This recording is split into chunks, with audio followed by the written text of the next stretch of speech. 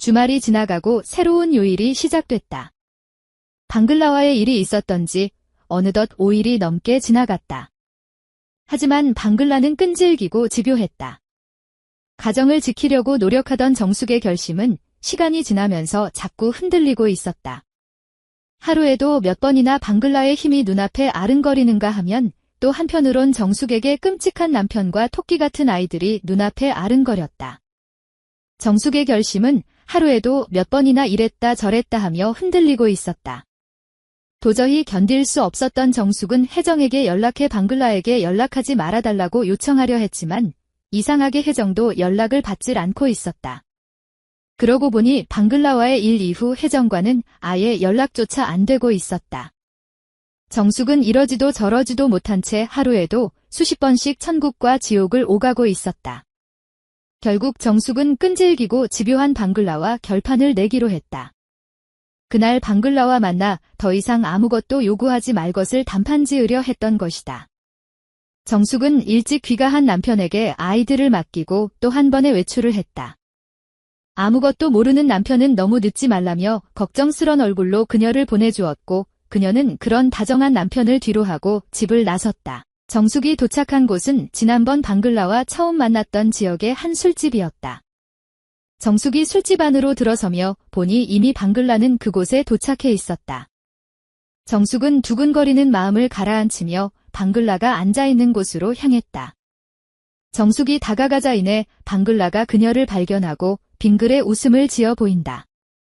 누나, 기다렸어요. 방글라가 친근한 미소와 어눌한 말투로 정숙에게 누나라며 반갑게 인사를 건네었고 정숙은 그런 그를 보며 또 한 번 마음이 쿵쾅거리는 것을 느꼈다. 하지만 정숙은 애써 마음을 진정시키고 방글라의 맞은편에 앉았다. 방글라의 맞은편에 앉은 정숙은 방글라에게 여기 온 용건을 짧으면서도 단호하게 말했다. 방글라는 그녀의 의외의 단호한 결심에 약간 놀라는 듯하더니 이내 고개를 끄덕인다. 그러면서 정숙에게 한 가지만을 부탁한다. 누나, 알았어요. 대신 오늘 저랑 술 한 잔만 해줘요. 한국에 와서 너무 외로웠고 아는 사람도 없다가 아는 사람이 생겨서 너무 좋았는데.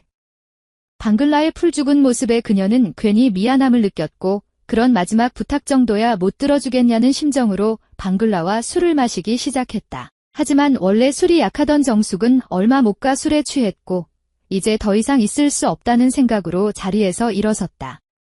정숙이 자리에서 일어서자 방글라가 발에다 주겠다며 따라 일어섰고 둘은 그렇게 술집을 나섰다. 술집에서 나선 방글라는 정숙에게 정류장까지 안내해주겠다고 했고 정숙은 그의 호의를 받아들였다. 하지만 뭔가 이상했다. 방글라는 자꾸 미적거리며 돌았던 곳을 계속 도는 듯 했다.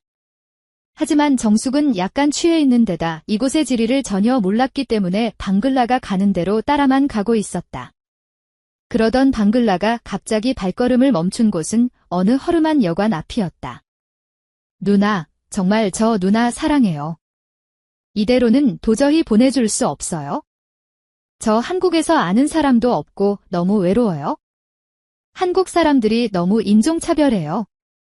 방글라의 말에 정숙은 안쓰러움과 미안함 때문에 마음이 약해진다. 하지만 그래도 안 된다고 생각했다. 이러면 안 돼. 하지만 정숙이 말을 채 끝마치기도 전에 방글라가 정숙의 손목을 확 잡아 끌더니 안으로 성큼성큼 들어가 버린다. 약간 술에 취한 데다 너무 갑작스럽게 당한 일이라 정숙은 제대로 반항도 못하고 그만 안으로 끌려 들어가고 말았다. 안으로 들어간 방글라는 이곳에 익숙한 듯 금방 여관 주인에게 돈을 지불하고 방을 배정받고는 정숙을 계속 끌고 간다. 그렇게 끌려가던 정숙이 갑자기 이러면 안 되겠다 싶어서 반항을 하려 하자 방글라는 정숙을 그대로 한쪽 어깨에 짊어지고는 방으로 간다. 이러면 안 돼. 정숙이 발버둥 쳐봤지만 아무 소용없는 헛된 몸부림에 불과했다.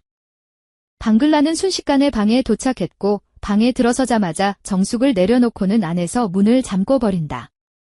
정숙은 그런 방글라를 보며 그 자리에 푹 주저앉았고 조용히 방에 앉아 어떻게 해야 할지를 고민하고 있었다. 그녀의 머릿속에서는 이러면 안 된다는 생각이 강하게 떠올랐지만 이상하게 자꾸 가슴이 설레고 있었다. 정숙은 그런 방글라를 보는 순간 또 한 번 몸에서 힘이 쭉 빠져나감을 느꼈고 순간 이제 더 이상 방글라로부터 도망갈 수 없다는 것을 느꼈다. 방글라가 정숙에게 서서히 다가가더니 정숙의 눈앞에서 딱 멈춘다. 말은 안 했지만 무언의 명령이었다. 정숙은 방글라의 무언의 명령에 아무런 거부의 의사도 표시하지 못했다.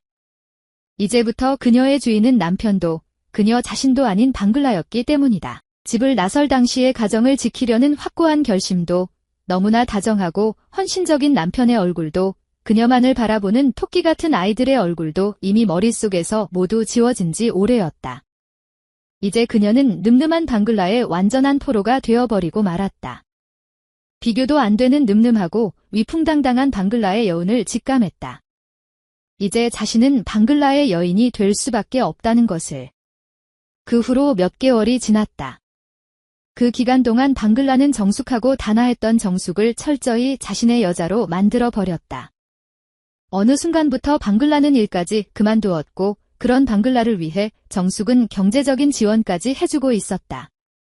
방글라를 위해 방도 얻어주고 차도 사주었다. 왜냐하면 그녀는 방글라의 여자였기 때문이다. 그렇게 물심양면으로 지원해주는 정숙을 방글라는 아주 당연하듯이 마치 자기 것을 받는다는 듯이 당연스럽게 받아먹었고 방글라에 있는 가족에게 돈까지 송금해 주었다. 정숙의 한국인 남편이 가족을 위해 죽어라고 벌어들이는 돈이 그렇게 허무하게 방글라의 소나귀로 흘러들어가고 있었다. 하지만 방글라는 그것만으로도 성이 차지 않는지 점차 정숙을 더욱 집요하게 유혹하기 시작했다. 바로 집을 나오라는 것이었다. 결혼을 해줄 테니 집을 나오라는 것이다. 자신처럼 당당한 방글라가 결혼까지 해주겠으니 어서 집을 나오라는 것이었다. 물론 공짜는 아니었다. 애들도 버리고 집에 있는 모든 재산을 다 가지고 나오라는 것이었다. 너무나 파렴치한 요구 조건들이었지만 방글라는 그마저도 너무 당연하다는 듯이 정숙에게 요구했다. 정숙 역시 그것이 그렇게까지 파렴치한 요구라는 생각이 안 들 정도였다. 그만큼 정숙은 방글라의 여자가 되어 있었다. 그녀는 남편과 아이들이 모두 출근과 등교로 없는 사이 짐을 꾸리기 시작했다. 그녀에게 필요한 옷가지와 물건들을 비롯해 이것저것 짐을 챙겼고 그러다 결국 통장과 집문서 등등까지 모두 싸그리 챙겨들기 시작했다. 그뿐만 아니라 돈이 될 만한 것들은 하나도 남김없이 챙겼다. 모든 것을 남김없이 챙기자 그녀는 마지막으로 가족 사진을 바라보았다. 특히 아이들의 모습에 시선이 고정되었다. 하지만 그녀는 이내 시선을 거두고 마음을 독하게 먹는다. 그리고 자리에서 일어서서는 짐가방을 들고 집을 나선다. 집을 나서는 그녀의 뱃속에선 새로운 생명의 씨앗이 자라고 있었다.